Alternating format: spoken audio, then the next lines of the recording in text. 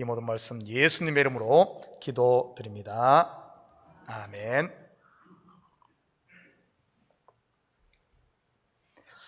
좋은 아침입니다.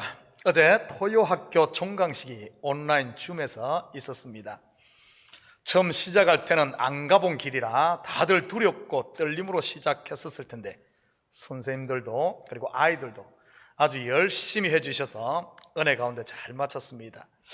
우리 속담에 시작이 반이란 말이 있지요.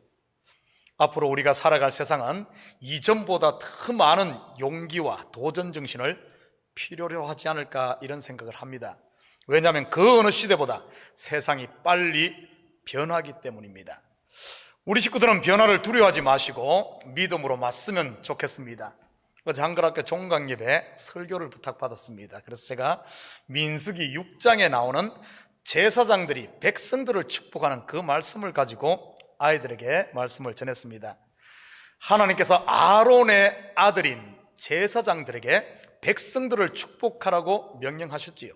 그러면 그 축복이 백성들에게 그대로 임할 것을 약속했습니다.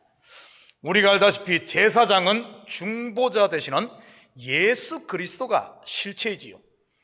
제사장들이 비는 복은 결국 예수님께서 백성들에게 주고자 하는 생명의 복음을 말합니다. 한번 볼까요? 민수기 6장 24절에서 26절입니다. 여호와는 내게 복을 주시고 너를 지키시기를 원하며 여호와는 그 얼굴을 내게 비추사 은혜 베푸시기를 원하며 여호와는 그 얼굴을 내게로 향하여 드사 평강 주시기를 원하노라 할지니라. 이 축복은 예언의 선포입니다. 이런 말이죠. 예수님은 너를 지키시는 분이요, 예수님은 너에게 은혜 베푸시는 분이요, 예수님은 평강케 하는 분이라는 말이지요. 바로 복음을 말하는 것입니다. 그렇다면 지금 제사장이신 중보자 되시는 예수님은 어디 계실까요? 하늘에요? 그러면 하늘은 어디일까요? 저 위입니까? 예수님 만나려면 비행기 티켓팅 빨리 해야 되겠네요? 아니면 스페이스 X 타고 우주로 가야겠네요? 아닙니다. 임마누엘, 하나님이 우리와 함께 계신다. 바로 여러분 마음속에, 여러분의 가정에, 그리고 우리 참교회 공동체 속에 있는 줄 믿습니다. 예수님을 모신 저와 여러분이 곧 성경에서 말하는 하늘이지요.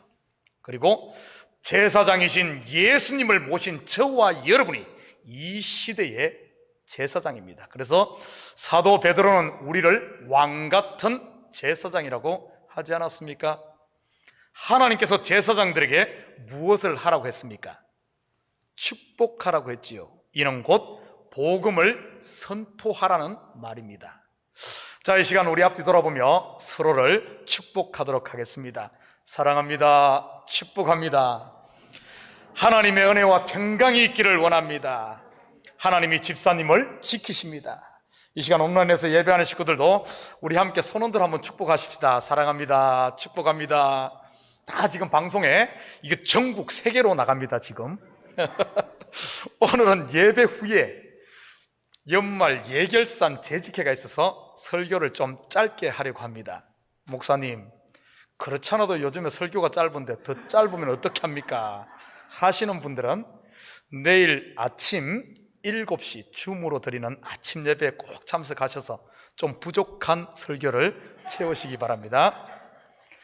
오늘 딱 2분 30초 더 평소보다 짧게 할 겁니다.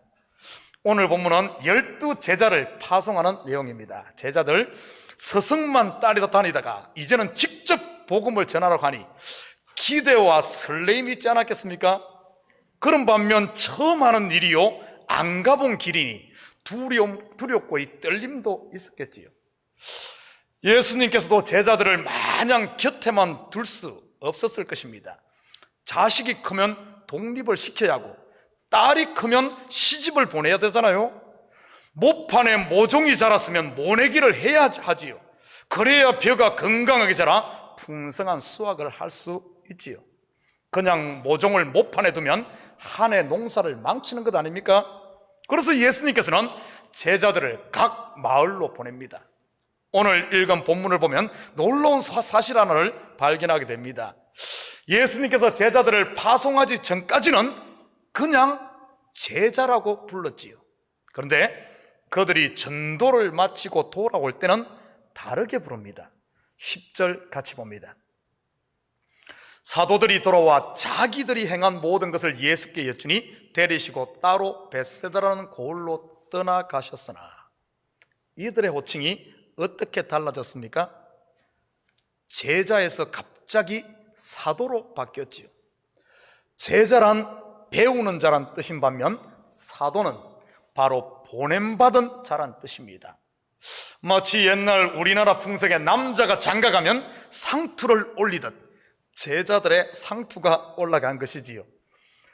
파송된 자가 돼야 이제 어른이 된다는 뜻이기도 하고요. 자녀들 또한 집을 떠나봐야 부모 마음을 제대로 알지 않습니까? 성도도 마찬가지인 것 같습니다. 교회에서 성도가 아니라 세상에서 성도가 진짜 성도 아닐까요? 교회 안에서의 믿음도 중요하지만 진짜 믿음은 삶의 현장에서 나타나는 그 믿음이 진짜지요. 저는 우리 참교회 성도들 한 명 한 명이 교회 속 크리스찬이 아닌 세상 속에서 예수쟁이들이 되시기를 주님의 이름으로 축복합니다. 물론 성경에서 제자와 사도를 크게 구분하지는 않습니다. 어차피 예수님 성천하신 후에는 다 사도가 되니까요. 그런데 본문에서 굳이 처음에는 제자라고 했다가 전도를 마치고 돌아온 후에는 사도라고 칭한 것은 분명 이유가 있는 것 같습니다. 오늘 본문 1절, 2절 같이 봅니다. 예수께서 12제자를 불러 모으사 모든 귀신을 제어하며 병을 고치는 능력과 권위를 주시고 하나님의 나라를 전파하며 앓는 자를 고치게 하려고 내보내시며, 12제자 하면 우리는 복음서에 나오는 그들로만 생각할지 모르지만 사실 12제자는 모든 구원 얻은 성도들을 대표하기도 합니다. 왜냐하면 성경은 죄 가운데 태어난 몇몇 죄인들을 영웅혹을 만드는 이야기가 아니니까요. 알고 보면 성경의 인물들이나 우리나 모두 한결같이 은혜 받은 죄인일 뿐이지요. 본문의 제자들을 보내시면 바로 저와 여러분을 삶의 현장으로 보내는 것과 같습니다. 예수님께서는 모든 귀신을 제어하는 권위와 병을 고치는 능력을 제자들에게 주십니다. 귀신을 쫓아내 보신 분 있습니까? 한번 손 들어 보실래요? 휙 이러면서 말이지요. 자, 병을 고쳐 보신 분은요? 아브레카라 말라 살라미알라 병마야 물러가라 없습니까? 그러면 그러면 나에게 모든 귀신을 쫓고 병을 고치는 능력이 있다고 믿는 분 한번 손 들어 보십시오. 없습니까? 분명 예수님은 주었는데 그 권위와 능력 다 어쨌습니까? 엿장수에게 주고 엿받고 먹었습니까? 아니면 아까워서 땅속 깊숙이 파묻어 두었습니까? 꼭꼭 숨어라 머리카락 보인다 말이지. 아니면 마음속 강철 금고에다 모셔두었습니까?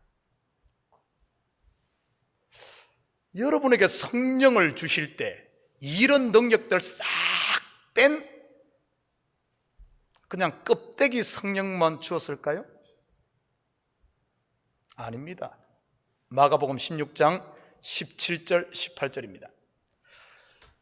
믿는 자들에게는 이런 표적이 따르리니 곧 그들이 내 이름으로 귀신을 쫓아내며 새 방언을 말하며 뱀을 집어올리며 무슨 독을 마실지라도 해를 받지 아니하며 병든 사람에게 손을 얹은즉 나으리라 하시더라. 그렇다고 맨손으로 뱀 잡고 청산가리 마시고 그러지 마십시오. 분명 예수님은 주었는데 내가 모른다는 것은 셋 중에 하나일 것입니다. 성경은 거짓말을 하지 않거든요. 첫째, 받기는 받았는데 사용을 안 해 녹이 슬었던지. 둘째, 성경은 분명 그들이 내 이름으로 귀신을 쫓아내며 했는데 예수님의 이름이 아닌 자기 이름으로 하는 짝퉁이든지. 셋째, 예수님의 말씀을 오해하고 있든지일 겁니다. 여러분 생각에는 어떤 것일 것 같습니까? 제가 볼 때는 셋 다인 것 같습니다. 혹시 여러분 삶의 현장에서 믿음으로 살려고 발버둥 쳐봤습니까? 복음을 살려고 애써봤습니까? 복음을 산다는 것은 은혜 받은 자로 산다는 말이지요. 복음으로 살 때만이 그곳에 복음의 능력과 역사가 나타나지요. 복음으로 살 생각조차 안 하는데 복음의 능력이 나타나면 오히려 그게 더 이상하지 않습니까? 둘째, 정말 주님의 이름으로 살아봤습니까? 이 말은 성령의 인도와 성령의 감동에 이끌린다는 뜻으로 그분을 위해 산다는 말이지요. 나는 그분의 도구요, 종으로 말입니다. 사도 바울의 고백처럼 우리가 살아도 주를 위하여 살고 죽어도 주를 위하여 죽나니 그러므로 사나 죽으나 우리가 주의 것이로다, 이렇게 말이지. 내 이름으로 사는데 주님의 능력이 나타난다? 어불성설이지요. 세 번째, 과연 모든 귀신을 제어하며 병을 고친다는 말이 무슨 뜻일까요? 미친 사람에게 나사렛 예수의 이름에 명하노니 그 사람에게 나올지어다, 지어다. 뭐 한 3번은 해야지 그래도 능력이 나는 것 같잖아요. 이러면 미친 자가 이러면서 멀쩡해지는 것일까요? 이런 것 말하는 걸까요? 암 환자에게 손을 얹고 막 기도하면서 믿습니다 하면 암 환자가 벌떡 일어나서 막 이런 거예요? 아마 다들 이렇게들 생각을 하고 있죠. 물론 100% 틀린 건 아닙니다. 그렇지만 오늘 본문이 말하는 것은 단순히 그런 것이 아닙니다. 만약에 그런 것 같으면 지금 이 시대 병원들 다 문 닫고 의사, 간호사, 약사, 물리치료사, 한방의사 다 길거리 앉아야 되지 않겠습니까? 우리 교회도 문 닫을 뿐인데요. 우리 홍 집사님 한방병원 문 닫으네요. 문 닫고 실업자 될 분 여러 분 있겠네요. 먼저 귀신을 제어한다는 말의 성경적 의미가 무엇일까요? 무당이 굿해서 귀신 쫓는 것처럼 하는 것을 말할까요? 사실 무당은 귀신을 쫓는다고 하지만은 쫓는 게 아니라 귀신을 불러들이지요. 대부분의 성도들이 귀신을 쫓는다고 하면 이렇게들 생각을 해요. 무당 굿하는 식으로. 그런데 성경에서 귀신이라고 번역된 단어는 영어로 unclean spirit, 즉 깨끗하지 못한 영을 말합니다. 그리고 spirit, 즉 영이란 것은 성경에서 영이란 것은 말씀을 말합니다. 확인할까요? 요한복음 6장 63절입니다. 살리는 것은 영이니 육은 무익하니라. 내가 너희에게 이런 말이, 이 말씀이 곧 영이요 생명이라. 그래서 귀신이란 곧 비진리의 말씀에 사로잡혀 있는 사람을 귀신이 들렸다고 하는 것이지요. 곧 사단의 거짓에 속아 선악과를 따먹으면 하나님처럼 된다고 믿는 인생들 말이지요. 그래서 모두가 하나님 되겠다고 돈도 모으고 선행도 베풀고 도도 닦고 무당도 찾아가고 돌부처에게 3,000배도 하고 공양미도 갖다 바치고 별 일들을 다 하는 것 아닙니까? 이런 게 전부 귀신에 눌린 자라고 하는 것입니다. 그렇다면 이들을 어떻게 자유케 할 수 있을까요? 6절입니다. 제자들이 나가 각 마을에 두루 다니며 곳곳에 복음을 전하고 병을 고치더라. 복음을 전하며 2절에는 하나님 나라를 전파하며, 바로 주 예수 그리스도만이 길이요 진리요 생명임을 전하는 것이지요. 목사님, 그래가지고 될까요? 됩니다. 그들은 나가서 복음을 전했지요. 바로 예수 그리스도의 이름으로 말입니다.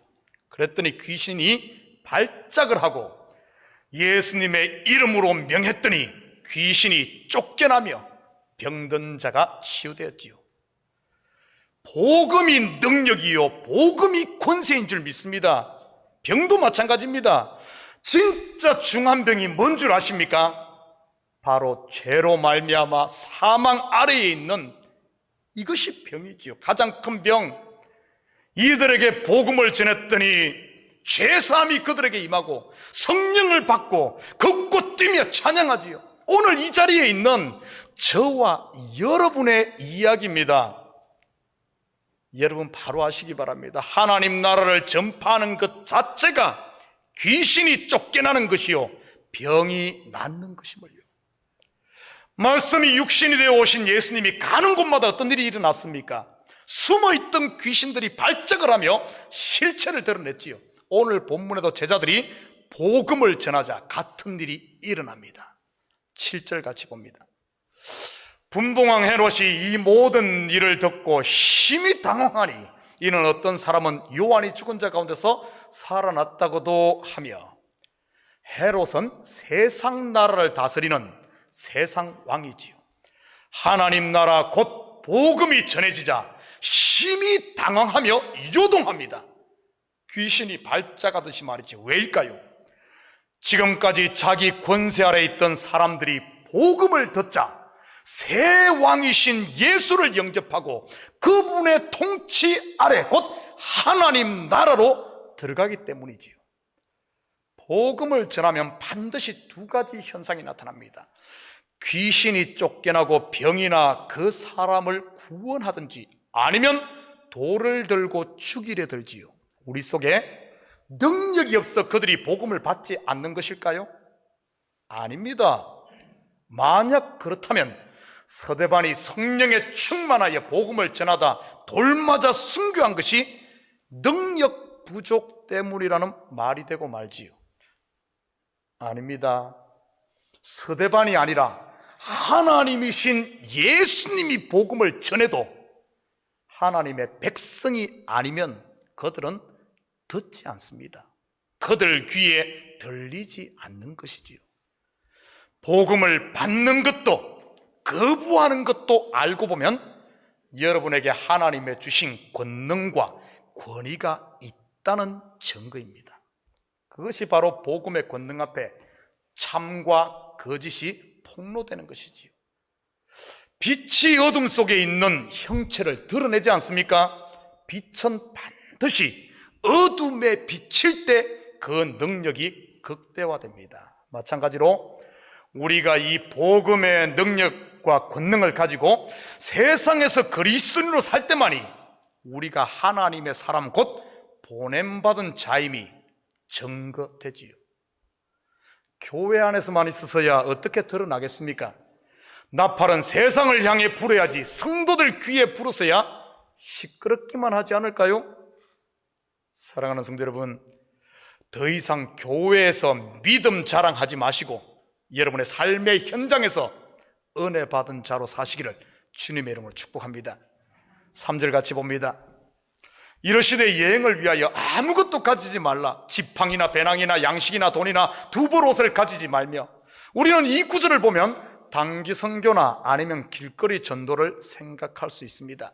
물론 그것도 전도 여행이지요, 파송이지요. 그러나 더 실체적으로 보면은 여행이라는 말은 우리의 삶의 현장을 말하는 것입니다. 사실 이 구절은 이스라엘 백성들이 애굽을 떠나 광야로 들어가는 모습과 연관이 있습니다. 그들의 목적지는 분명합니다. 바로 가나안, 곧 하나님 나라로의 여행이지요. 우리 인생도 마찬가지 아닙니까? 예수를 믿고 교회를 교두보 삼고 훈련받아 세상으로 나가는 것이지요. 그리고 세상에서 지치면 다시 교회에서 재충전을 받고요. 교회는 그래서 능력 충전소인 셈이지요. 사도행전의 제자들도 교회로 함께 모여 기도함으로 성령의 충만을 회복했지요. 여행하는 이들에게 아무것도 가지고 가지 말라고 하네요. 왜일까요? 이것을 오해하면 안 됩니다. 선교사 보내면서 그냥 빈털터리로 보내라, 이런 의미 아닙니다.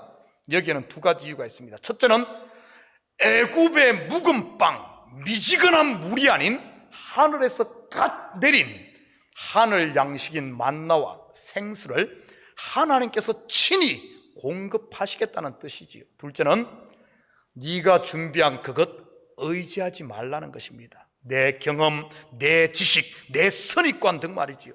그렇다면 광야의 이스라엘은 누구만 의지했습니까?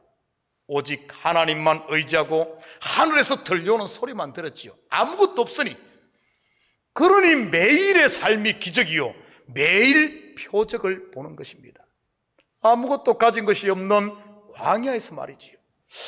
그래서 성경의 역사 중 가장 많은 기적과 표적이 출애굽 광야에서 다 일어난 것입니다. 여러분의 의지할 이 지팡이가 없습니까? 나는 홀홀단신, 가족도 없이 지금 미국에 살고 있습니까? 의지할 지팡이 없어요? 은행 어카운트에 잔고가 없습니까? 여러분이 드러내고 자랑할 스펙이 없습니까? 내일 먹을 양식이 없어요? 걱정하지 마시고 주님만 의지하시기 바랍니다. 매일의 삶이 기적이 될 줄 믿습니다. 4절입니다. 어느 집에 들어가든지 거기서 머물다가 거기서 떠나라. 이 말은 성도는 이 땅에서 나그네임을 잊어서는 안 된다는 말입니다. 좀 불편하더라도 피하지 말고 그 자리를 지키라는 뜻이지요. 잠시 머물다 떠날 곳에 너무 많은 에너지를 쓰다 보면 가야 할 목적지와 사명을 잊어버릴 수가 있기 때문이죠. 이스라엘의 광야 여정을 보십시다. 때로는 광야 한가운데서 엘림이라는 오아시스 지역을 만나기도 합니다. 더위와 목마름에 지친 그곳을 떠나고 싶지 않았을 겁니다. 그렇지만 그들은 그곳에서 잠시 머물고 떠났지요. 때로는 먹을 수 없는 물만 있는 마라에 도착합니다. 물이 없다고 물 찾아 헤매지 않았지요. 마라의 썸물이 단물로 바뀌는 기적을 그곳에서 경험합니다. 이스라엘이 가장 오래 머문 곳이 시내산 자락일 것입니다. 1년 넘게 머물렀으니까요. 1년 넘게 있으면 그곳이 익숙해졌을 겁니다. 그런데 구름 기둥과 불 기둥이 떠오르자 미련 없이 떠났지요. 왜냐하면 그들은 가야 할 목적지가 분명히 있었기 때문에 바로 가나안이지요. 이것은 성도의 삶이 어떠해야 함을 보여줍니다. 여러분이 살고 있는 집도 언젠가는 누군가에게 비워주잖아요. 우리 몸도 알고 보면 우리 영혼이 잠시 머무는 집에 불과하지요. 나이 들어간다고 너무 서운해하지 마시고 매일매일 여러분 감사하며 사시기를 바랍니다. 5절입니다. 누구든지 너희를 영접하지 아니하거든 그 성에서 떠날 때 너희 발에서 먼지를 떨어버려 그들에게 증거를 삼으라 하시니, 당시 유대인들이 발에서 먼지를 뜨는 행위는 그들이 이방 땅을 여행하고 유대 땅에 다시 발을 디뎠을 때 취하는 행동입니다. 부정한 땅을 밟았다는 뜻에서 그 부정을 떨어버리는 행위지요. 이것은 두 가지를 보여줍니다. 먼저는 복음을 거부한 대가는 심판 아래 있음을 보여주는 이방인과 같다는 이런 행위입니다. 두 번째는 우리의 마음에서 먼지를 떨어버리라는 의미도 있습니다. 복음을 듣고 예수를 영접하면 얼마나 힘이 나고 용기가 생기겠습니까? 신이 나서 더 열심히 하고 밥을 안 먹어도 배가 부르지요. 그런데 복음을 전했는데 복음을 거부하면요, 한두 번이야 그러려니 하고 지날지 모르지만 계속해서 반복해서 거부하면 얼마나 힘 빠지고 주눅 들고 상처가 되겠습니까? 만약 그거 방치하면 나중에 스스로 지쳐 중도 포기하고 말겠지요. 그래서 마음의 상처, 낙심을 떨어버리라는 이런 의미가 있습니다. 기억하십시오. 우리는 보냄받은 자로서 복음을 전하는 자, 곧 메신저라는 사실을요. 메신저는 보내신 분의 뜻만 전달하면 미션 컴플릿입니다. 사랑하는 성도 여러분, 더 이상 교회 안에서의 인도 신앙에만 머물지 마시고 이제 삶의 현장, 그 현장에서 복음을 사는 사도적 성도들이 되시기를 바랍니다. 그래서 이 한 주간도 여러분이 선 삶의 현장마다 모든 귀신이 쫓겨나고 병들이 고침받는 역사를 보므로 하나님의 나라가 여러분의 가정과 직장과 사업 현장에 충만 또 충만으로 임하시기를 주님의 이름으로 축복합니다. 우리 같이 기도하십시다. 사랑의 아버지, 참으로 감사를 드립니다. 맞습니다. 우리가 복음을 전하고 예수 그리스도를 자랑하며 선포하는 그 행위가 바로 귀신을 쫓아내는 것이요, 어둠에 빛을 비추는 것이요, 죽은 자를 살리며 병든 자를 고치며 아버지함 생명으로 인도하는 일임을 주님 알게 하시고, 이제는 우리에게 주신 이 권세와 능력으로 아버지 하나님 귀신을 쫓고 어두운 땅에 빛을 비추는 매인자를 자유케 하는 이 시대 주님의 제자, 이 시대에 보냄받은 작은 사도로 사는 저희들 되게 도와주시옵소서. 감사드리며 예수님의 이름으로 기도드립니다. 아멘. 제가 조금 말이 좀 느려가지고 2분 30초 줄여서 한 2분밖에 안 줄은 것 같습니다. 우리 다 같이 자리에서 일어나셔서 찬송 495장 우리